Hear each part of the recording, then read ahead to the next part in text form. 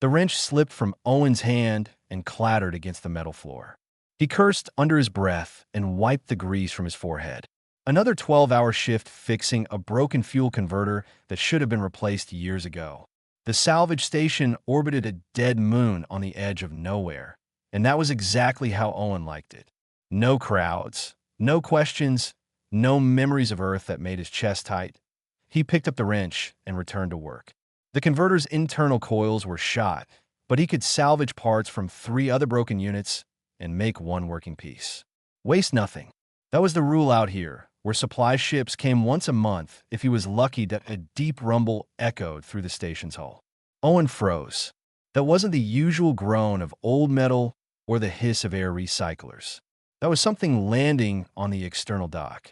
He wasn't expecting anyone. Supply ship wasn't due for 2 weeks. Owen grabbed a plasma cutter, not quite a weapon, but close enough, and made his way to the loading bay.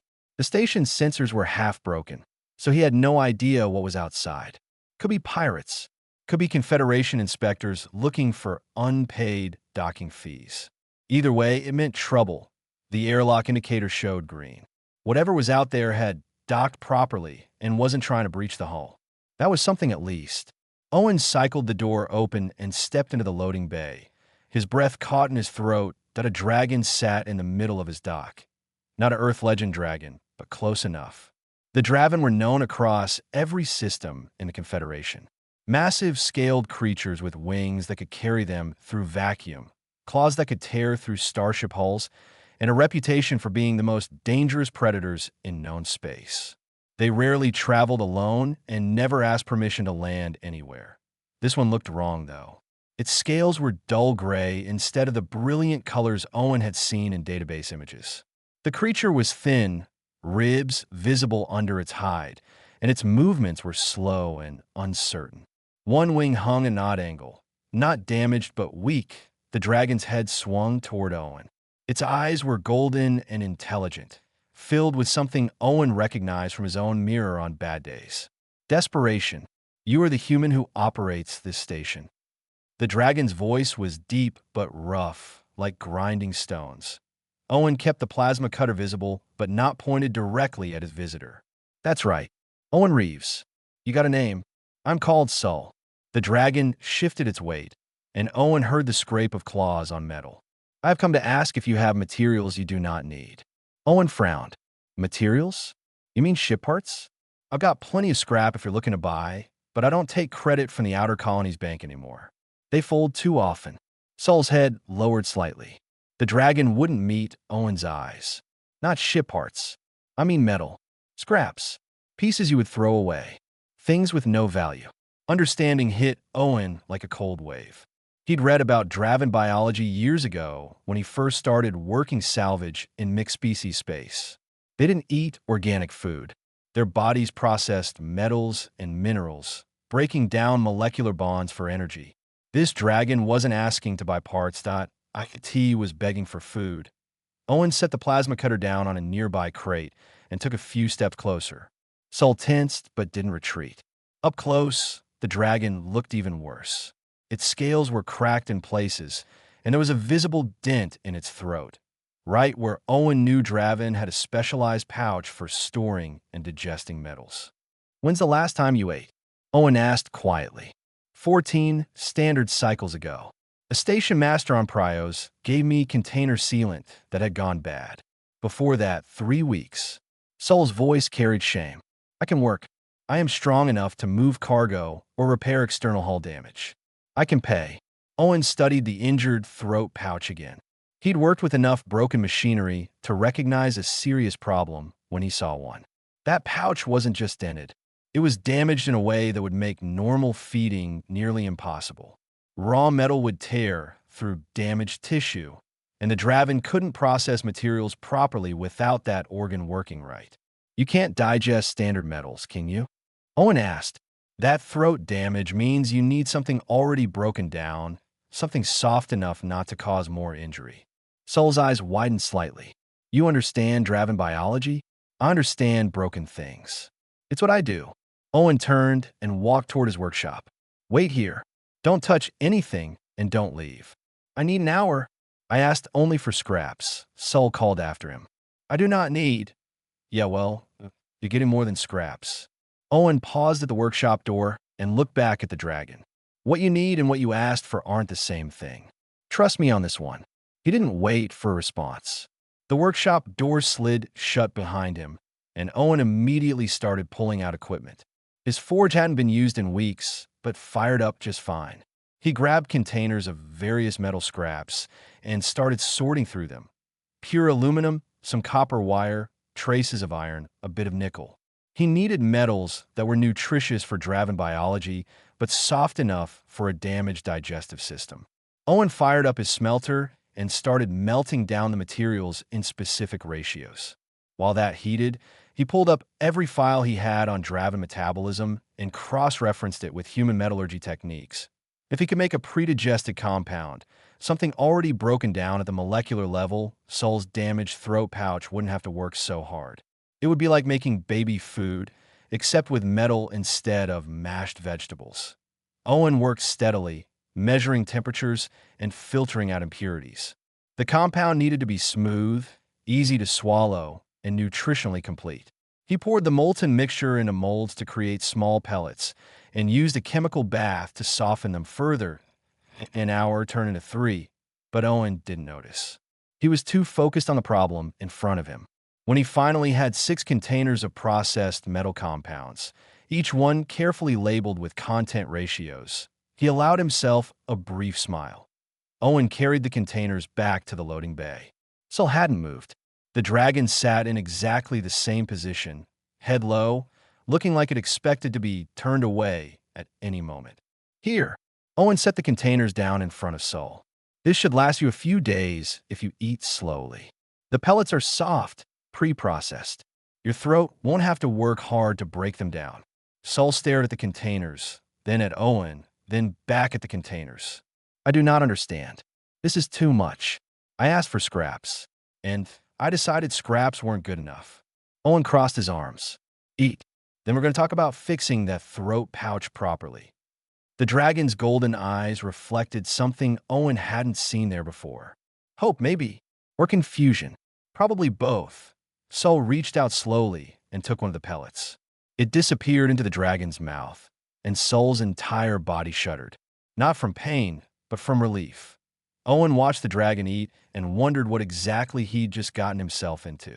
Nothing simple, that was for sure. But then again, nothing worthwhile ever was. Sol finished the last pellet from the first container and sat very still. Owen could see the dragon's breathing had steadied, and some color was returning to those dull scales. It wasn't much, but it was a start. Better? Owen asked. I have not felt this way in many months. Sol's voice was stronger now, less like grinding stones and more like distant thunder. You did not simply give me scraps. You created something new. What? Owen shrugged and sat down on a cargo crate. His knees weren't what they used to be, and standing for 3 hours while working the forge had taken its toll. Because scraps wouldn't have fixed your problem. That throat pouch is damaged. Raw metal would just make it worse. Most species would have turned me away. Sol's golden eyes fixed on Owen with an intensity that should have been frightening. Draven are not popular in the Confederation. We are called monsters, predators, dangers to civilized space. You should fear me. Maybe I should. Owen pulled out a water bottle and took a long drink. But you came here asking for help, not making demands. You offer to work. That doesn't sound like a monster to me. That sounds like someone who's desperate and trying to survive. Sol's head tilted slightly. You are a strange human. So I've been told. Owen set the water bottle aside. How'd you get that throat injury anyway? That's not the kind of damage that happens by accident. The dragon was quiet for a long moment. When Sol finally spoke, the words came slowly, like they hurt to say out loud. Challenge fight. I was part of the Broken Claw clan. Another young Draven challenged me for position. I lost. The injury came from his claws. Owen had heard about Draven clan structure. They were territorial, hierarchical, and brutal to their own kind. Strength was everything in their culture, and they exiled you for losing. I was weak. Weak Dravens serve no purpose in a clan. They drain resources and provide nothing in return. Sol's voice carried no anger, only resignation. The clan leader declared me exiled. I was given 1 day to leave Draven space.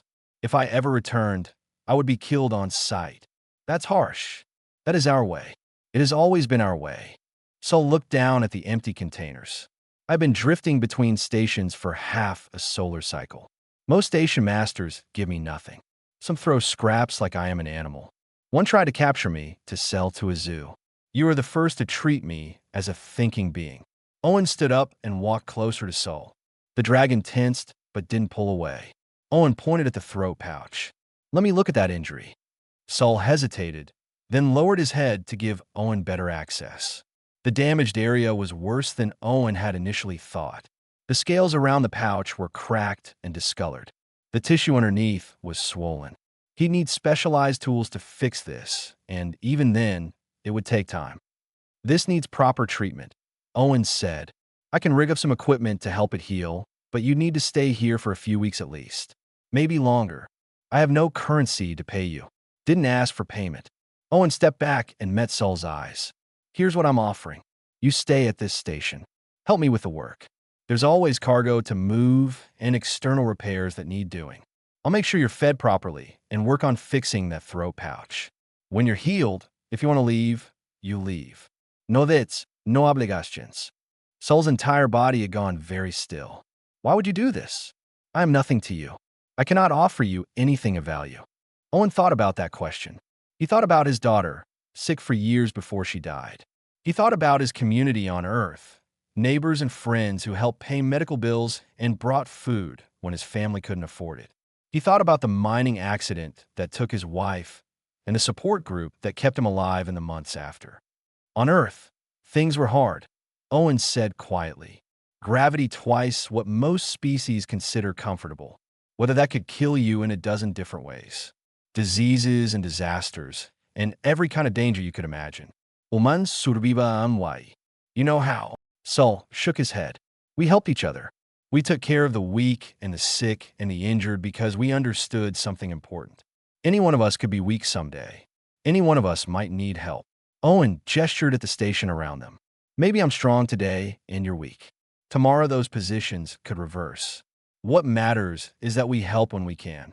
That is not how Draven think. I'm not Draven. Owen smiled slightly.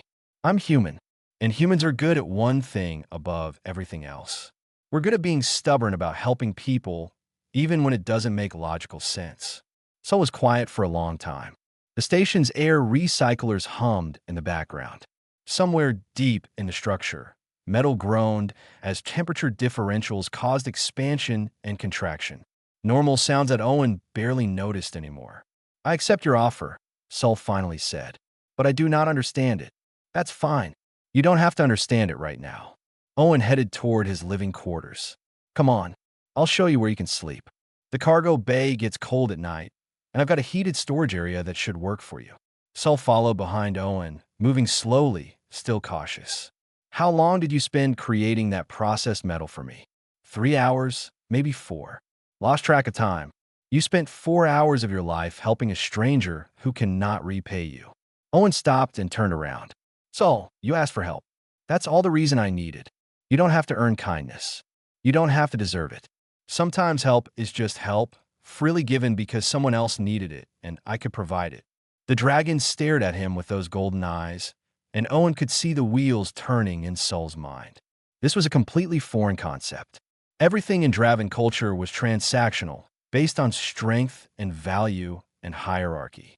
The idea of helping someone for no reason except that they needed help didn't fit into that worldview. Your species is very strange, Sol said. Yeah, we get that a lot. Owen continued walking. You'll get used to it. Behind him, Sol followed, and for the first time in months, the dragon didn't feel quite so alone. The station was quiet and the work would be hard, but there was food and safety and something Sol had never experienced before.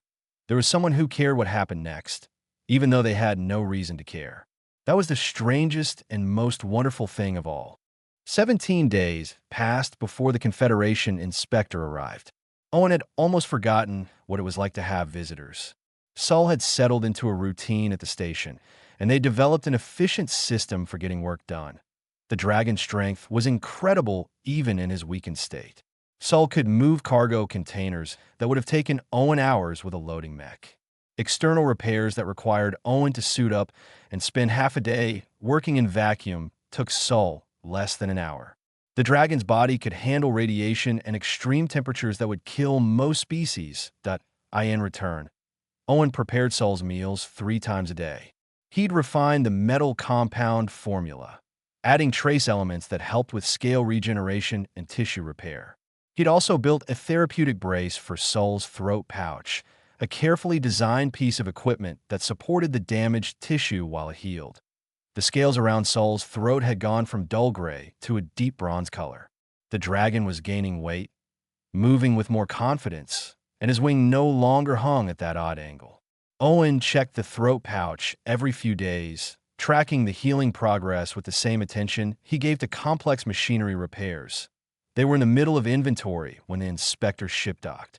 Owen saw it on his sensors and swore under his breath. "Problem?" Sol asked. The dragon was cataloging a shipment of salvage power cores, his claws moving with surprising delicacy. "Confederation inspector.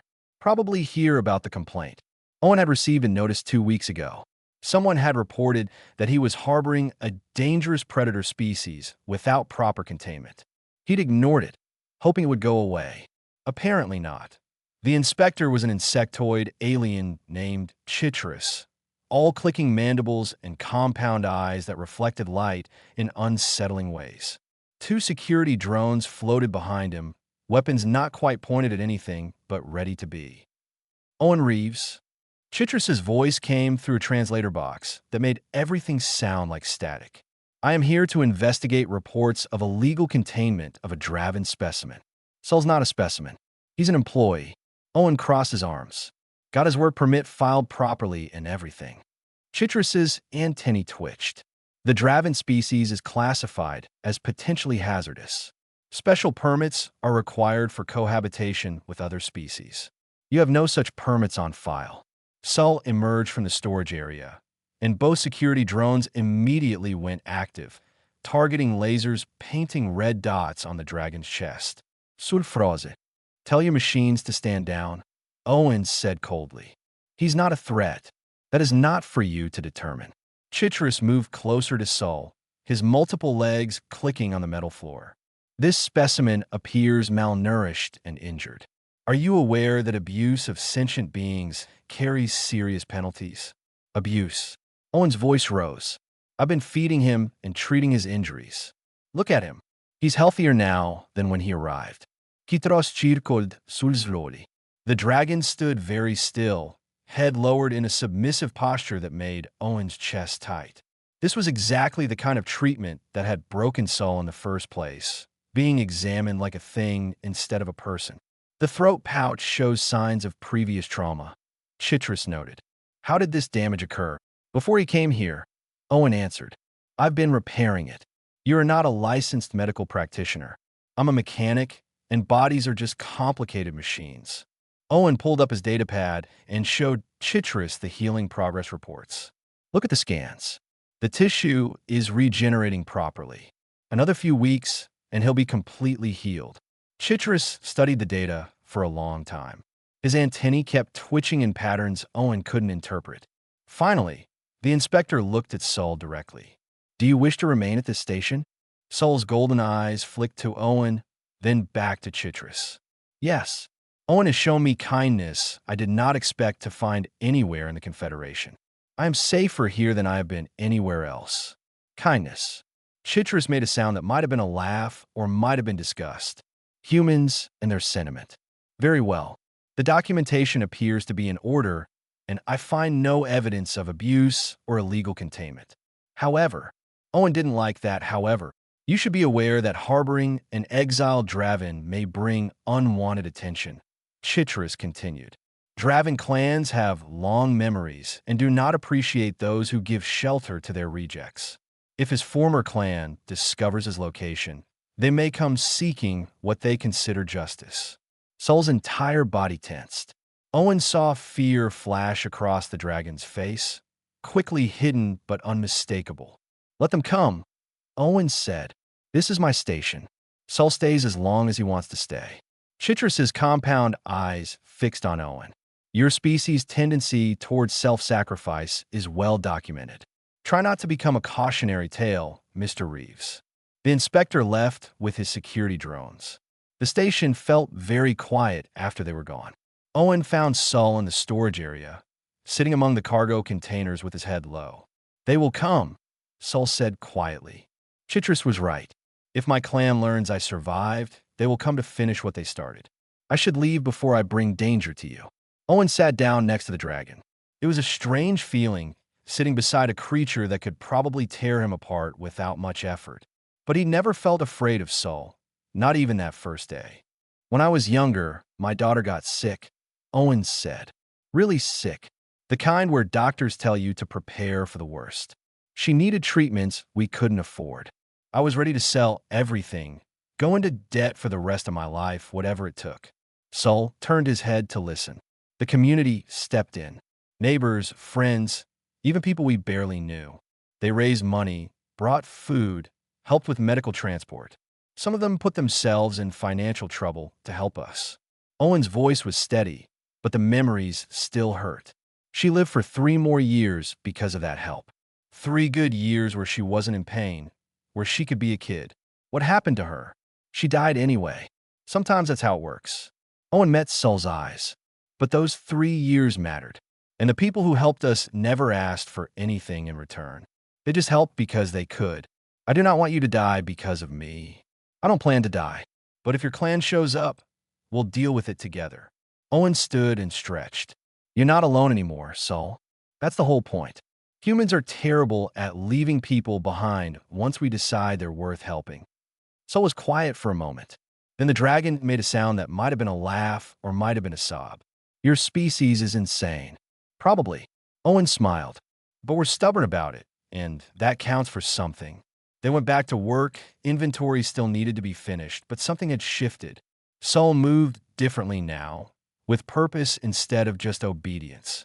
The dragon was beginning to believe that maybe, just maybe, there was a place in the galaxy where weakness didn't mean death, where asking for help didn't mean shame, where leftovers could become something more.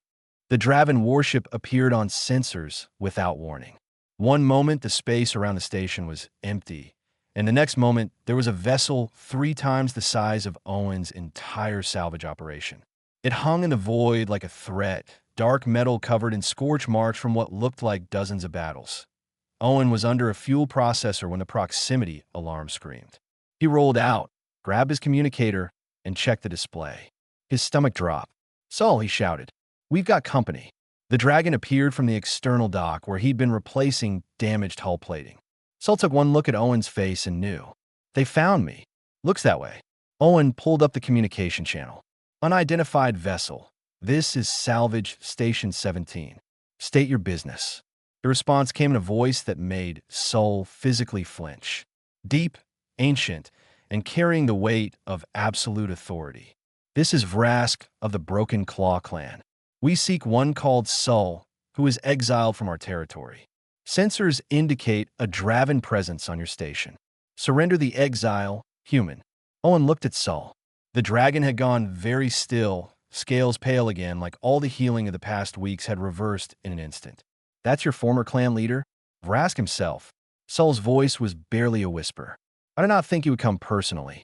They must consider my survival a serious insult. Too bad. You're staying here. Owen keyed the communicator again. Negative on that request. Sol is under my protection as an employee of this station. You have no jurisdiction here. There was a long pause. Then Vrask spoke again, and Owen could hear the surprise in that deep voice. You refuse to surrender an exiled Draven? You understand what we are, human. What we can do to your small station. I understand you're trespassing. Leave now, or I'll file a complaint with Confederation authorities. Vrask laughed. It was not a pleasant sound. You have courage, small one. Misplaced, but courage nonetheless. We will dock. You will grant us entry.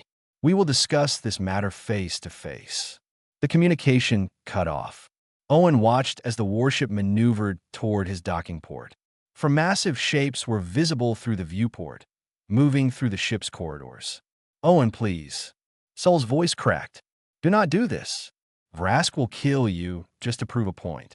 Draven do not tolerate defiance, especially not from what they consider prey species. Then I guess he's in for a surprise. Owen checked his tool belt out of habit. Not that a plasma cutter would do much against 4 full-grown Draven, but it made him feel better. Stay behind me. Let me talk first. That is insane. Yeah, I'm getting that a lot lately. The airlock cycled open, and 4 Draven entered the station. Owen had thought Sol was large. These creatures made Sol look small. They were easily twice his size, covered in scales that shimmered with deep reds and golds, moving with the confidence of apex predators who'd never met anything that could threaten them.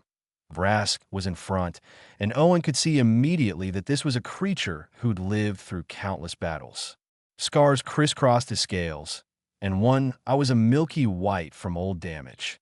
But the other eye was sharp and intelligent, fixed on Owen with an intensity that made his survival instinct scream at him to run. You are the human who shelters our exile.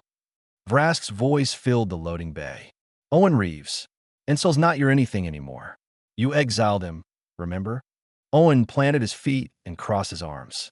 He had to tilt his head back to look Vrask in the eye, which probably ruined the effect, but he did his best. Vrask moved closer. Each step made the deck plates shake slightly. Exile means we cast him out to die. It does not mean he is free to live. By surviving, by thriving under your care, he insults the judgment of the clan. This cannot stand. That's the dumbest thing I've ever heard. And I once met a guy who tried to run a starship on cooking oil. One of the other Draven growled, a sound that vibrated through Owen's chest. Vrask held up a clawed hand, and the sound stopped. You dare insult Dravenlaw. Vrask leaned down until his massive head was level with Owen's. By what right do you interfere in our affairs? By the right that Sol chose to stay here, and this is my station. Owen didn't back up, even though every nerve in his body was screaming at him to move. You want him, you go through me. Sol pushed forward, panic clear in his voice. Oben, no. Vrask, please, I will come with you. Do not harm him. He does not understand our ways. On the contrary, Vrask straightened up, studying Owen with that one good eye. I think he understands perfectly. He simply does not care. How refreshing. The clan leader began to circle Owen slowly. The other 3 Draven spread out, surrounding them. Owen turned to keep Vrask in sight, aware that this was a very bad position to be in. You are not afraid, Vrask observed. You should be. I could end you with one strike. Your weapons are useless against us. Your station offers no defense. Yet you stand between me and my prey. He's not prey. He's a person who asked for help. Owen's hand moved toward the plasma cutter on his belt, not threatening, but ready. And I don't care how big you are or how many teeth you have. You're not taking him. Vrask stopped moving. The loading bay was silent except for the hum of life support systems. The tension was thick enough to cut. Then Vrask did something unexpected. He laughed, a deep booming sound that echoed off the walls. I have not seen such foolish bravery in decades, Vrask said. Very well, human. I offer you a challenge. Prove to me that Sol has value despite his weakness, and I will consider leaving him in your care. Fail, and I take both of you. Your defiance has earned you the right to try.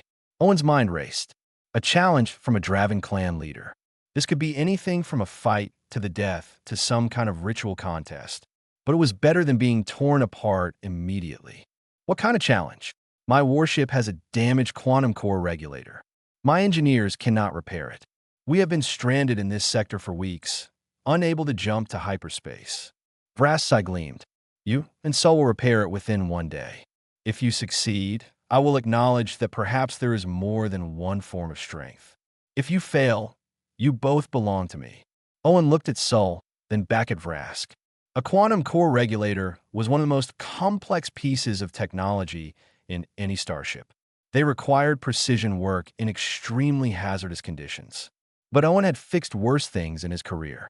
Deal, Owen said. But if we succeed, you leave and you don't come back. Sol stays here permanently, free and clear.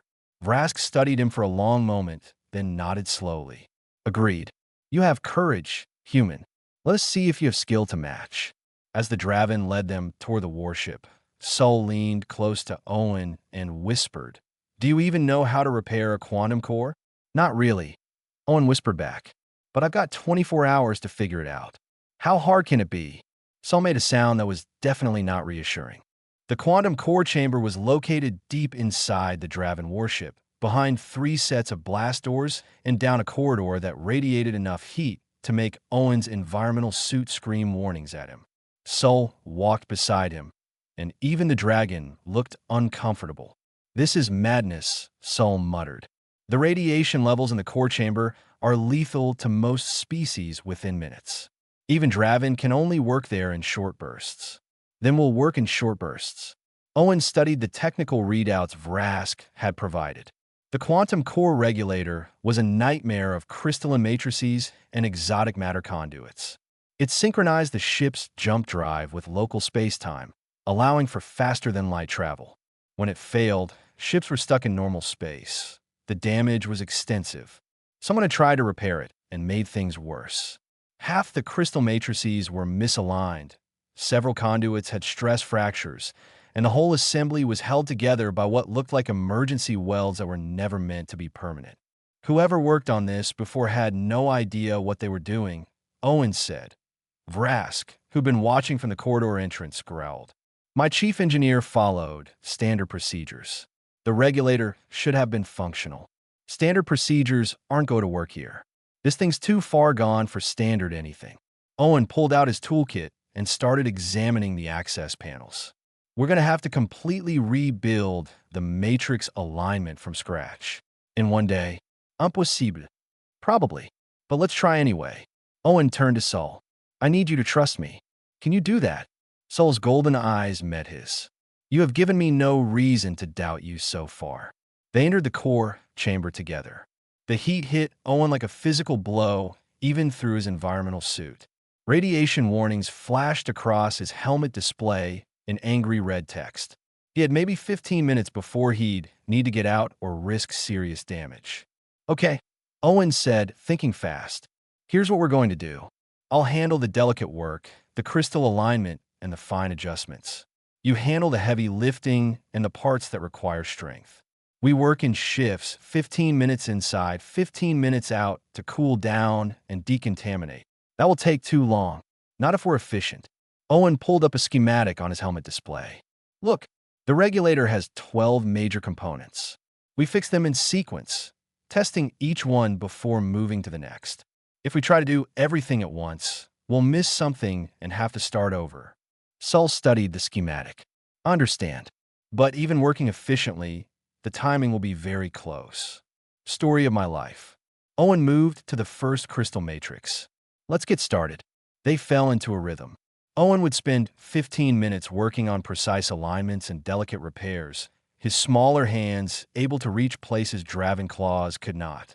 Then he'd exit to the cooling chamber while Sol took a turn, using his strength to move heavy components and hold unstable assemblies in place while the repairs set.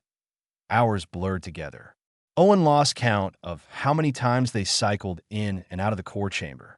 His radiation dosimeter was climbing into concerning territory, but he ignored it. They were making progress. The key moment came when they reached the 7th component. The exotic matter conduit had a stress fracture that couldn't be repaired with standard materials. Owen stared at it, exhausted and running out of time, trying to figure out what to do. We do not have the parts to fix this, Sol said quietly. The fracture requires a replacement conduit, and this ship does not carry spares. Owen's mind raced. Then he remembered something from his salvage work.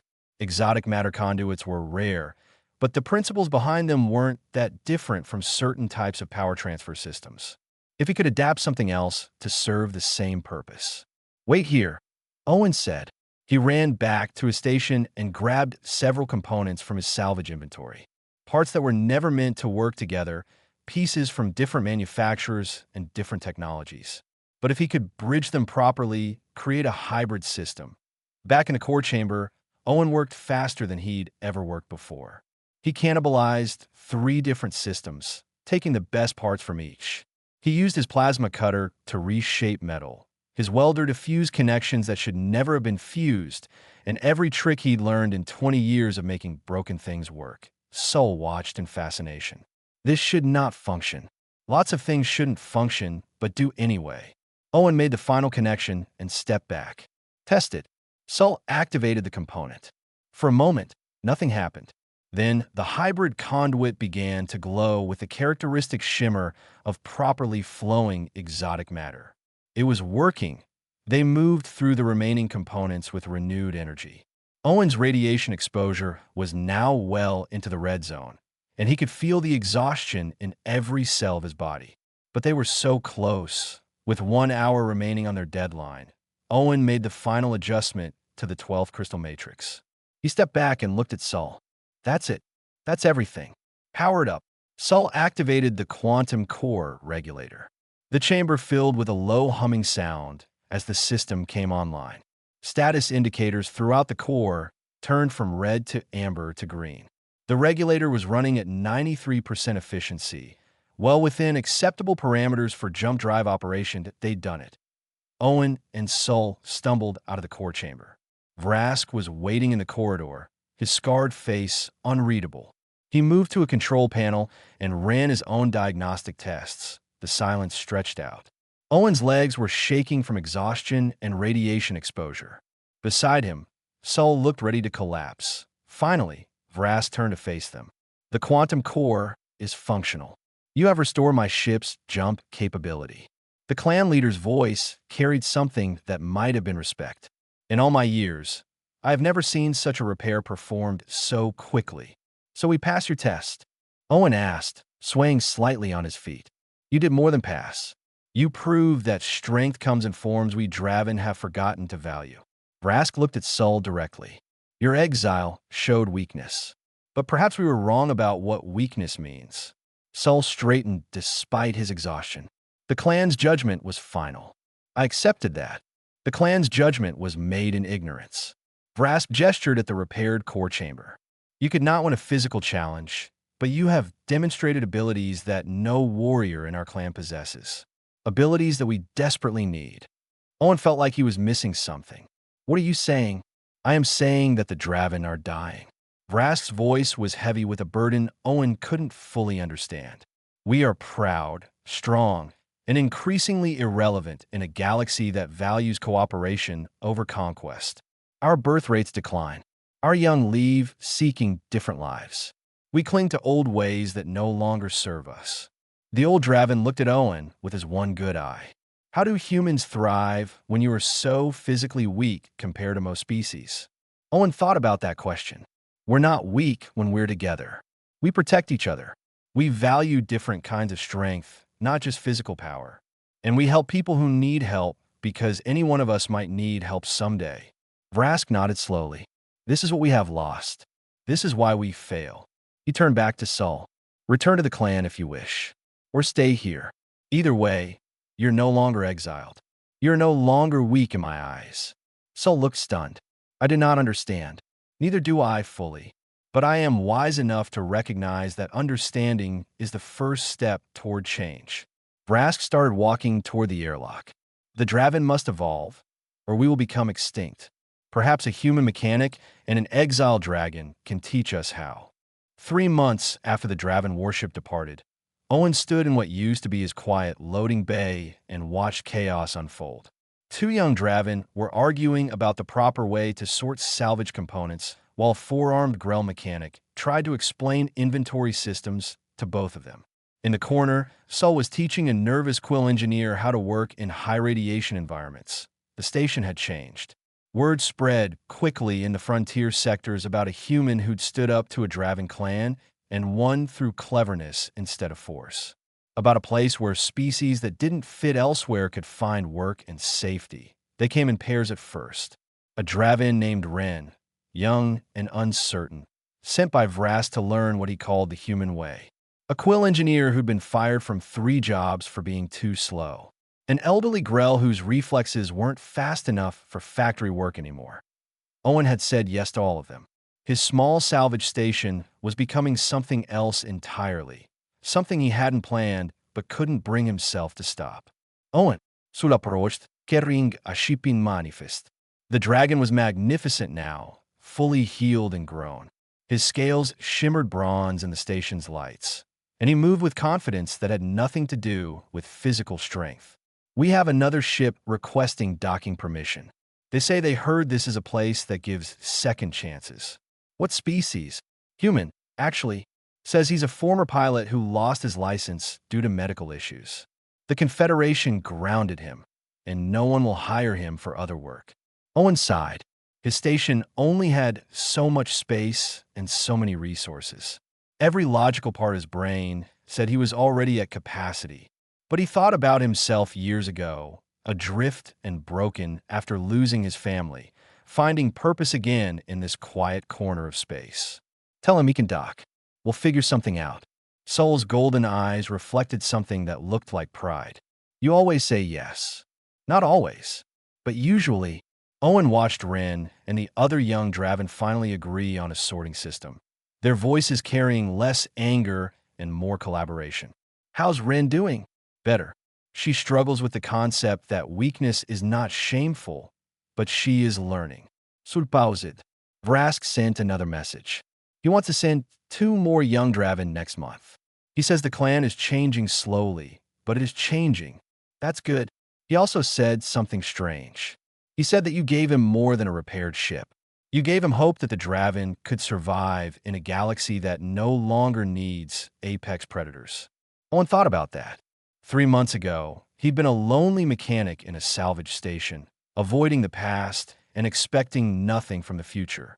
Now he ran what was essentially a training program and refuge for species that didn't fit the standard molds. You know what's funny? Owen said, I didn't set out to change anything. I just gave you some processed metal instead of scraps. You gave me dignity, Sol corrected gently. You gave me a chance when the entire galaxy had decided I had no value. That is what changed everything. The communications system chimed.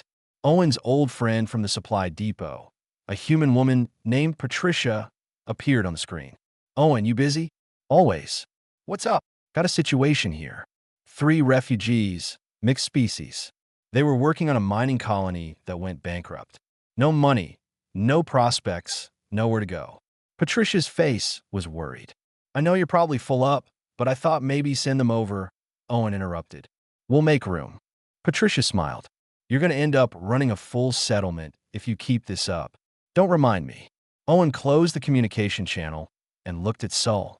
I'm going to need more living space built. Think Ren and the others can handle external construction.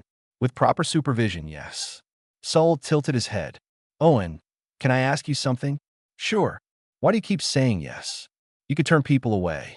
You have no obligation to help everyone who asks.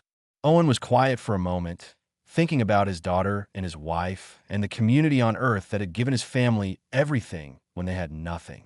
Thinking about the years of grief and isolation that had brought him here to the edge of space. Thinking about a dragon who'd asked for leftovers and gotten something better. Because someone helped me once, Owen finally said. After my family died, I was a mess. Couldn't work, couldn't think, couldn't see a reason to keep going. But people kept showing up, bringing food, offering work, just sitting with me when I couldn't stand being alone. They didn't have to. I wasn't contributing anything. I was just broken. But you healed, eventually. Because people gave me time and space and help, even when I couldn't help myself. Owen looked around at the busy station, at all these different species working together. I learned something important back then. The help you give doesn't have to be perfect. It doesn't have to solve everything. It just has to be given freely and with good intent. The rest figures itself out. Sol was quiet for a long moment. Then the dragon said, Vrask asked me if I wanted to return to the clan. He offered to reinstate me fully, give me a position of honor. Owen's chest tightened. What did you tell him? I told him that I already have a clan. A strange one made up of different species and held together by the odd idea that we all deserve help when we need it. That we all have value, even when we are weak. Sol's golden eyes met Owen's. I told him I was staying here, at this station, with the insane human who taught me that leftovers were never good enough when you could give something better. Owen felt his throat get tight. He cleared it roughly. Good. I need someone to help manage this chaos. This chaos is your creation. Yeah, I know. Terrible what happens when you help one person. Owen smiled. Word gets out, and suddenly you're helping everyone. The docking alarm chimed. The former pilot's ship was arriving, joining the collection of vessels surrounding the station. Ren called out a question about power couplings. The Grell mechanic needed help with a stuck cargo door. Someone's meal dispenser was broken. Owen took a breath and dove back into the work. His station had become something he'd never planned, a refuge and a training ground, and a living example of what happened when you chose compassion over convenience. It was messy and chaotic and sometimes overwhelming. It was perfect. Sol worked beside him, the dragon's strength and Owen's skill combining to solve problems neither could have handled alone. Around them, the station hummed with life and activity. Different species learning from each other, helping each other, building something new, all because a mechanic had decided that scraps weren't good enough. That someone who asked for help deserved actual help, freely given, with no expectation of return. That simple choice had created ripples spreading through the sector. Draven were learning cooperation. Outcasts were finding purpose. And a lonely salvage station on the edge of nowhere had become a beacon for anyone who needed a second chance. Owen didn't consider himself special. He was just a mechanic who fixed broken things. But he'd learned that sometimes the most broken things weren't machines. They were people and cultures and relationships. And sometimes, with patience and care and a willingness to help even when it wasn't convenient, those things could be repaired too. The galaxy was changing one act of compassion at a time. It had started with processed metal instead of leftovers. It had grown into something that might actually matter, and Owen was content with that.